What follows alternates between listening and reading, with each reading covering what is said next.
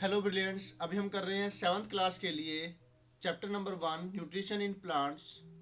और एक big part, बड़ा पार्ट हमने इसका कर लिया था। ऊपर वाला ये सारा, ये आप जो इसके प्लेलिस्ट के अंदर जो और वीडियोज है, मैं इसका जो लिंक है वो भी डाल दूंगा डिस्क्रिप्शन बॉक्स में, ताकि आपको सारे के सारे जो वीडियोज है उनका लिंक एक साथ मिल जाए और आप उन सब से चैप्टर की तैयारी कर पाओ। तो अब हम करने जा रहे हैं इस हिस्से को। Have you seen or heard of plants that can eat animals? There are a few plants which can trap insects and digest them. Is it not amazing? Such plants may green or some other colour. Look at the plants in figure 1.6। ये आपको picture में नज़र आ रहा है। अब ये तो black and white है, कोई कलर क्या है क्या नहीं है कोई इसमें नज़र नहीं आ रहा। ये देखिए, ये रहा पिक्चर प्लांट। इसमें पिक्चर लाइक स्ट्रक्चर होता है जिसकी वजह से इसे पिक्चर प्लांट कहा जाता है। कंटेनर ये यहाँ पे ये रहा, है ना, ये ऐसे। तो क्या आपने कभी सुना है ऐसे प्लांट्स के बारे में जो कि एक एनिमल्स को, एक एनिमल को खा सके, जो एनिमल्स को खाता हो? कुछ ऐसे प्लांट है जो इंसेक्ट्स को ट्रैप कर लेते हैं और फिर उनको डाइजेस्ट कर जाते हैं, पचा जाते हैं। क्या ये हैरान करने वाली बात नहीं है? ऐसे प्लांट्स हो सकता है कि वो हरे हो या फिर हो सकता है कि किसी और कलर के हो। अब जो पिक्चर में आपको दिखाई दे रहा है 1.6 प्लांट, पिक्चर प्लांट, इसके बारे में अभी हम पढ़ेंगे। The picture like structure is the modified part of leaf. जो इनके लीफ है वो कन्वर्ट हो जाते हैं पिक्चर लाइक स्ट्रक्चर के अंदर। यानी कि जो पिक्चर लाइक स्ट्रक्चर नज़र आ रहा है वो एक्चुअली इनके लीफ ही है। ओके, थोड़ा सा उसमें चेंजिंग आई है लीफ के अंदर। देखिए यहाँ पर नज़र भी आ रहा है, ये लीफ है और लीफ के अंदर ही ये पिक्चर लाइक स्ट्रक्चर है। थोड़ा सा बदलाव है इसके अंदर।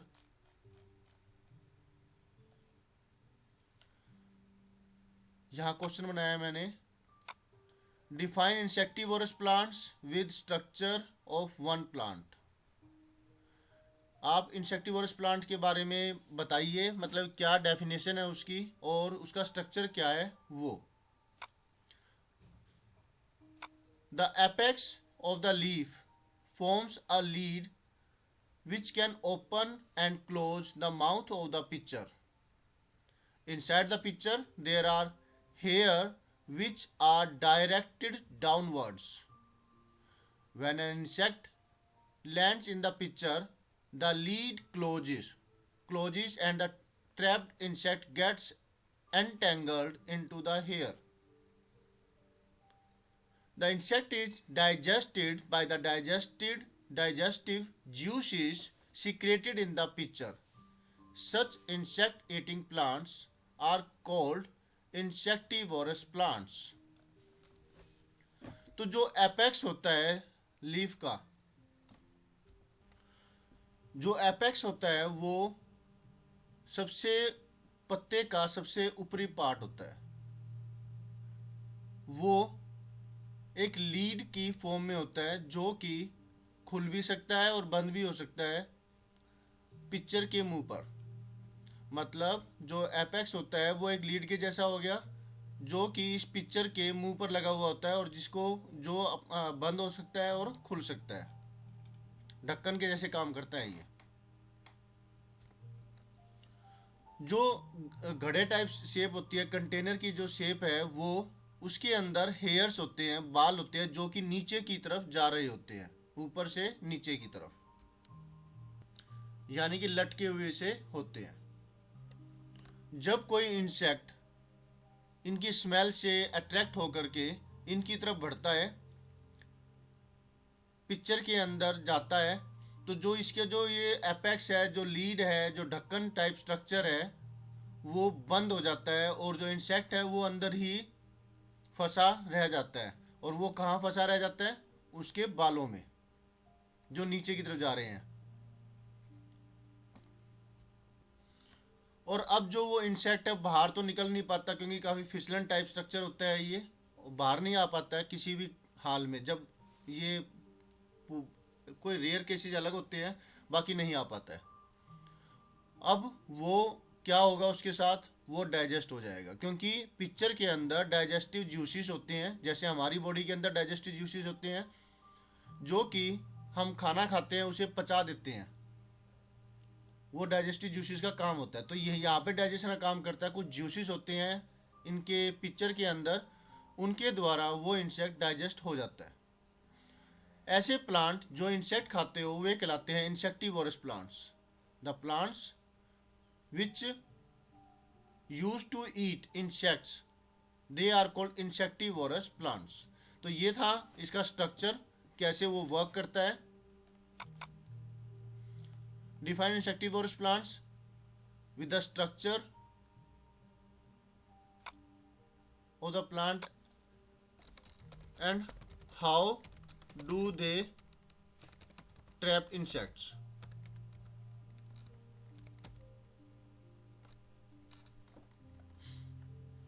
ये भी हो सकता है इसका, ज़्यादा कुछ नहीं लिखा हुआ है, इतना ही नफ है। समझ में आया आपको? Very good. तो बताओ जल्दी से एपेक्स क्या होता है? एक question. Second, how do what helps them to trap the insect. तो वो तो स्मेल होती है, सेंट होती है, वो इसमें नहीं लिखा हुआ। Okay, what is the work of digestive juices in the insectivorous plant? The same जो हम करते हैं हमारी बॉडी के अंदर होता है। तो अलग अलग ऐसे छोटे छोटे क्वेश्चन भी बन सकते हैं। ये नहीं होता कि भी एग्जैक्टली ये वाले क्वेश्चन आएंगे या फिर एग्जैक्टली आपके जो लिखवा रखे हैं वो अब टीचर्स दे देते हैं। लेकिन अगर आप हायर क्लासेस की बात करो या फिर कुछ मार्क्स का तो आता है, ये मॉडिफाई कर करके आता है क्वेश्चन। नॉलेज होने के बाद आप उसको अच्छे से कर सकते हैं। तो टेस्ट ज़्यादा से ज़्यादा दीजिए, ऑनलाइन टेस्ट दीजिए, काफ़ी अवेलेबल है ऑनलाइन भी। अब यहाँ कुछ क्वेश्चन है, भुजो के दिमाग में कुछ कन्फ्यूजन है। Bujo is confused. If the picture plant is green and carries out photosynthesis, then why does it feed on insects?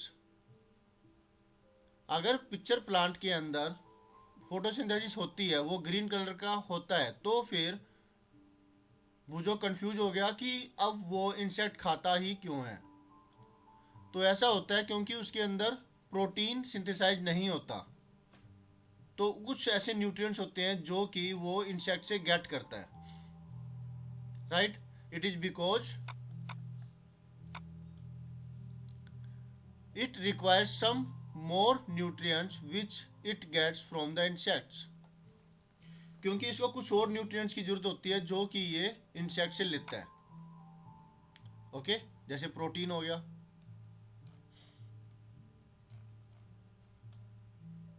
या कुछ मिनरल्स भी हो सकते हैं। अब आगे यहाँ पे सिर्फ पिक्चर प्लांट के बारे में था, इसके बारे में आपने अच्छे से समझा, क्या एपेक्स होता है, क्या पिक्चर होता है, पिक्चर का क्या काम होता है, हेयर का क्या काम होता है, डाइजेस्टिव जूसेस का काम क्या होता है। ओके, अब कर रहे हैं हम सेप्रोट्रोप्स, जो फंगस होते हैं उनके बारे में हम पढ़ेंगे। You might have seen packets of mushrooms sold in the vegetable market. You may have also seen fluffy umbrella-like patches growing on rotting wood during the rainy season. Let us find out what type of nutrients they need to survive and from where they get them. अब आपने mushroom तो खाए होंगे सब्जी के अंदर, जो mushroom packet के अंदर वाइट वाइट कलर के होते हैं, जैसे कि छोटे छोटे पेड़ हो, ऐसे वाले। ये मशरूम है, मशरूम की सब्जी भी बनती है ना।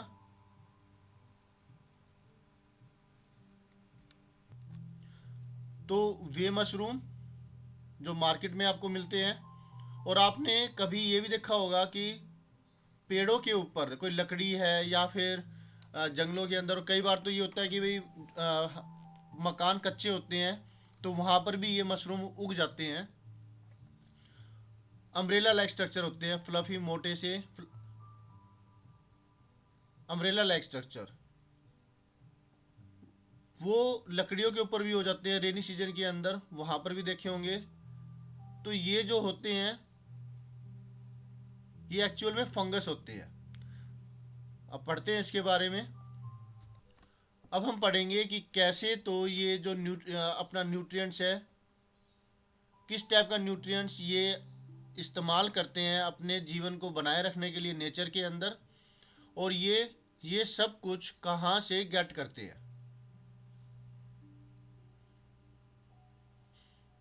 अभी बुजो के दिमाग में कुछ है। बुजो wants to know how these organisms acquire nutrients. They do not have mouth like animals do. They are not green plants as they lack chlorophyll and cannot make food by photosynthesis. अब बुजो जानना चाहता है कि ये जो organism है, fungus है, mushroom है, ये कैसे न्यूट्रिएंट्स को एक्वायर करते हैं, कैसे न्यूट्रिएंट्स को गेट करते हैं, कैसे न्यूट्रिएंट्स को प्राप्त कर पाते हैं।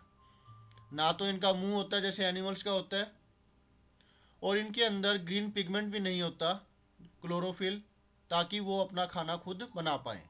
तो ये कैसे अपना न्यूट्रिएंट्स गेट कर पाते हैं नेचर में, अपनी सर्वाइवल को बनाए रखने के लिए, नेचर में बने रहने के लिए। तो उसके लिए है these organisms are called fungi. They have a different mode of nutrition. They secrete digestive juices of the dead on the dead and decaying matter and convert it into solution. Then they absorb the nutrients from it. मैं इसके लिए ऐसा करता हूँ, इसको word की file में copy paste कर देता हूँ। तो वो इसको यहाँ तक का एक बार देख लेते हैं। ये ऑर्गेनिजम्स एक्चुअल में फंगी कहलाते हैं और इनके पास एक अलग ही तरह का मोड ऑफ न्यूट्रिशन होता है। इनके अंदर कुछ डाइजेस्टिव जूसेस होते हैं जो कि गले सड़े या फिर डेड एनिमल्स के ऊपर या गले सड़े मैटर के ऊपर ये छोड़ते हैं और उसको ये डाइजेस्टिव जूसेस एक सॉल्यूशन फॉर्म में कन्वर्ट कर देते हैं, right. Then they absorb the nutrients from it. This mode of nutrition in which organisms take in nutrients in solution form from dead and decaying matter is called saprotrophic nutrition. Plants which use saprotrophic mode of nutrition are called saprotrophs. अब जो solution बन गया, जो इन्होंने digestive juices छोड़े मरे हुए या फिर गले सड़े चीज़ों के ऊपर,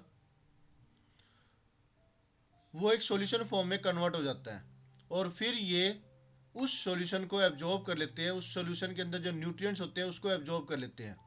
ये जो तरीका है ऑर्गेनिजम्स का न्यूट्रिएंट्स को गेट करने का, इस तरीके को कहते हैं सेप्रोट्रोपिक मोड ऑफ न्यूट्रिशन। और ये तरीका के अंदर वो डेड और डिकेइंग मैटर का इस्तेमाल करते हैं, राइट। तो ये सेप्रोट्रोपिक मोड ऑफ न्यूट्रिशन की भी डेफिनेशन हो गई इतनी। और जो प्लांट्स जो सेप्रोट्रोपिक मोड ऑफ न्यूट्रिशन रखते हैं उन्हें कहते हैं हम सेप्रोट्रोप्स।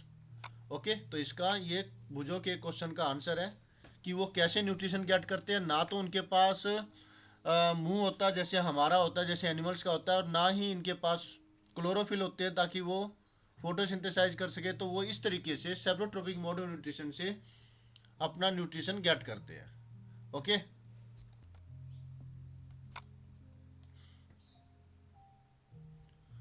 अब ये एक्टिविटी 1.2 है। Take a piece of bread and moisten it. एक मिनट रुको, अभी तो हमारी ये बात पूरी नहीं हुई ना इसकी।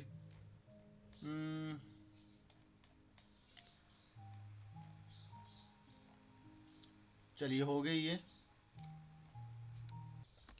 इसी चीज़ को आगे एक्सप्लेन करने के लिए कि वो कैसे न्यूट्रिशन गेट करते हैं, वो एक्टिविटी ये दे रखी है और कुछ हमने ऊपर भी देख लिया भुजो के आंसर्स में। Take a piece of bread and moisten it with water, leave it in moist warm place for 2 to 3 days on or until fluffy patches appears on them. These patches may be white, green, brown or of any other color. Observe the patches under a microscope or a magnifying glass. अब आपको क्या करना है, रोटी का टुकड़ा लेना है, bread ले लो या फिर खाने का मटेरियल ले लो, उसको थोड़ा सा गीला कर दो पानी की हेल्प से, और फिर इसको आप करोगे, इस गीले जो हमने रोटी का टुकड़ा गीला कर दिया, इसको मॉइस्चर वाली जगह पर जहाँ पे थोड़ा मॉइस्चर हो, वार्मनेस हो, उसे 2 से 3 दिनों तक हम रख देंगे, जब तक कि इसके ऊपर फ्लफी पैचिस, कुछ धब्बे से, गले सड़ी जो है ना वो अलग सी फंगस से बन जाते, बाल से फ्लफी पैचिस धब्बे से उसमें नज़र ना आने लगे। अब जो ये पैचेस होते हैं ये किसी भी कलर के हो सकता है कि ये वाइट कलर के हो या ग्रीन कलर के हो या ब्राउन कलर के हो, किसी भी कलर के हो सकते हैं। अब आप इन पैचेस को ऑब्जर्व कीजिए, देखिए माइक्रोस्कोप की मदद से या फिर मैग्नीफाइंग ग्लास की मदद से।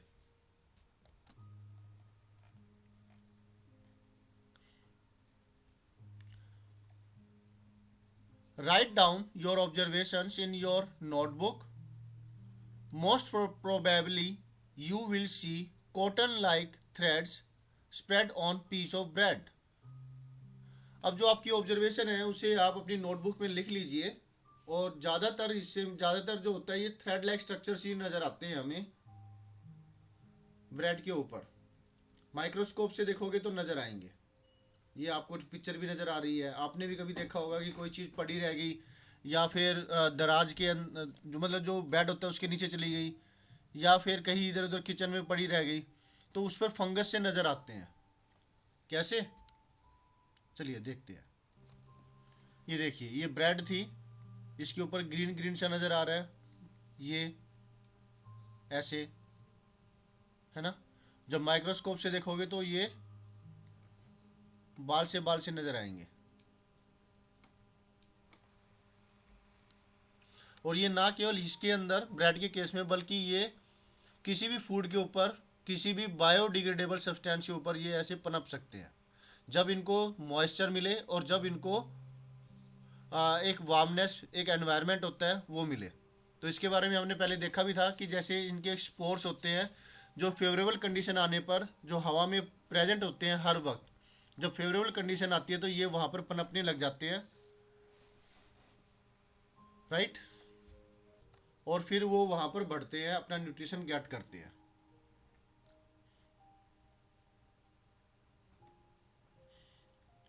These organisms are called fungi. ये फंगी कहलाते हैं। They have a different mode of nutrition. They secrete digestive juices on the dead and decaying matter and convert it into solution form. ये हमने सारा देख लिया, यही चीज़ तो देखी थी वहाँ पर, यहाँ तक का कि ये फंगी होते हैं और इनके अंदर अलग मोड ऑफ न्यूट्रिशन होता है, जिसके अंदर वो कुछ अपने digestive juices dead and decaying matter के ऊपर छोड़ देते हैं और उसे सॉल्यूशन फॉर्म में कन्वर्ट कर देते हैं। फिर ये उस सॉल्यूशन फॉर्म को गेट कर लेते हैं न्यूट्रिशन के तरीके से, इसके अंदर जितना न्यूट्रिशन होता है उसको ये गेट कर लेते हैं, इस्तेमाल करते हैं, फिर एनर्जी गेट करने के लिए और रिप्रोड्यूस करने के लिए, बढ़ने के लिए। और ऐसे जो न्यूट्रिशन को गेट करने का जो ये तरीका है ये कहलाता है सेप्रोट्रोपिक न्यूट्रिशन, जिसके अंदर क्या होता है वो मैंने आपको बताया। और जो ऑर्गेनिजम्स होते हैं जिनके अंदर सेप्रोट्रोपिक न्यूट्रिशन होता है वो कहलाते हैं saprotrophs. Fungi also grow on pickles, leather, clothes and other articles that are left in hot and humid weather for long time. तो ये मैंने आपको बता भी दिया, जो चीज़ फंगी है ना केवल ब्रेड के ऊपर बल्कि ये किसी भी फूड बायोडिग्रेडेबल सब्सटेंस के ऊपर लग जाती है, जैसे कि अचार, जैसे कि चमड़ा, जैसे कि कपड़े, उनके ऊपर भी ये लग जाता है। अब ये फूड थोड़ी ना है, लेदर, पिकल तो है फूड, क्लोथ, इनके ऊपर भी लग जाता है और उन्हें खराब कर देता है।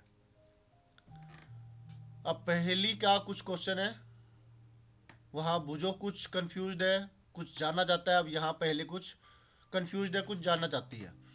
पहली is keen to know whether her beautiful shoes which she wore on special occasions were spoiled by fungi during the rainy season. She wants to know how fungi appear suddenly during the rainy season.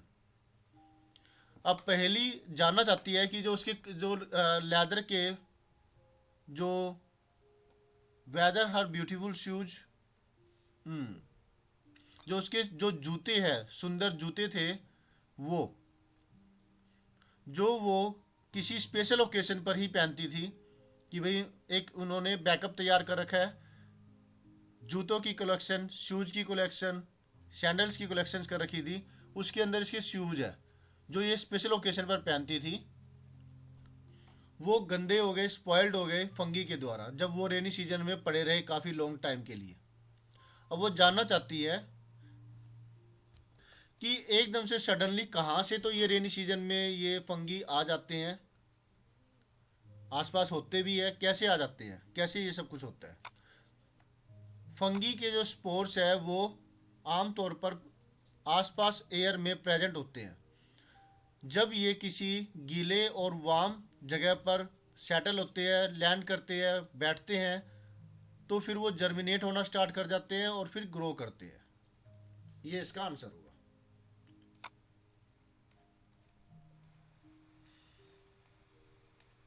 अब ये इतना हिस्सा रह गया, video lengthy भी हो गया। अब इसके बाद का जो पार्ट है वो हम करेंगे नेक्स्ट वीडियो में। इतना आपको समझ में आया? अगर अब तक आपने सब्सक्राइब नहीं किया तो प्लीज़ सब्सक्राइब कर लीजिए, शेयर कीजिए अपने दोस्तों के साथ ताकि वो भी इसका फ़ायदा उठा सके। और सब्सक्रिप्शन करने के बाद, सब्सक्राइब करने के बाद बेल आइकन दबाना ना भूलेगा ताकि आपको लेटेस्ट अपडेट मिलती रहे। और कमेंट कीजिए अगर आप कुछ कहना चाहते हैं। तो हमने देखा इस चैप्टर के अंदर ये वाला पार्ट, जिसके अंदर हमने इंसेक्टिवोरस प्लांट्स के बारे में समझा, पढ़ा। इंसेक्टिवोरस प्लांट्स में क्या होता है, कैसे वो इंसेक्ट्स को ट्रैप कर पाते हैं, गेट कर पाते हैं, एपेक्स किस तरह से मॉडिफाइड होया हुआ है, लीव्स कैसे मॉडिफाइड हुए है, कैसे इंसेक्ट उसमें ट्रैप हो जाता है। हमने देखा सेप्रोट्रोपिक मोड ऑफ न्यूट्रिशन, सेप्रोट्रोप्स क्या होते हैं, उन सेप्रोट्रोपिक मोड ऑफ न्यूट्रिशन क्या होता है। हमने देखा कि ये कैसे सर्वाइव कर जाते हैं, कैसे ये एकदम से ग्रो कर जाते हैं और कैसा इनका स्ट्रक्चर होता है। पहली और भुजों की कन्फ्यूजन को भी हमने ख़त्म किया, कितनी अच्छी बात है ना। और अब हम इसके बाद का पार्ट जो है वो करेंगे नेक्स्ट वीडियो में। सिम्बायोटिक रिलेशनशिप के बारे में पढ़ेंगे हम, लीचेंस लाइकेंस के बारे में पढ़ेंगे, राइजोबियम बैक्टीरिया के बारे में पढ़ेंगे, जो हमने इसके बारे में जिक्र भी किया था। फिर ये जो कीवर्ड्स है टोटल 4 3 12, इन 12 कीवर्ड्स को हम चैप्टर में कर चुके होंगे तब तक, जब तक ये चैप्टर ख़त्म होगा। फिर इनको हम सेपरेटली एक एक करके सारे के सारे जो ये कीवर्ड्स है वो डिस्कस करेंगे। ये इंपॉर्टेंट होते हैं क्योंकि 2 से 3 नंबर के आपके सिलेबस में आते हैं। कई बार तो 10-10 नंबर के आ जाते हैं, 2-2 नंबर के 5 या 1-1 नंबर के 10, राइट। तो ये जरूर अच्छे से कीजिएगा। Okay student, thank you for watching your on video. मिलते हैं नेक्स्ट वीडियो में इसके आगे के पार्ट के साथ। बाय।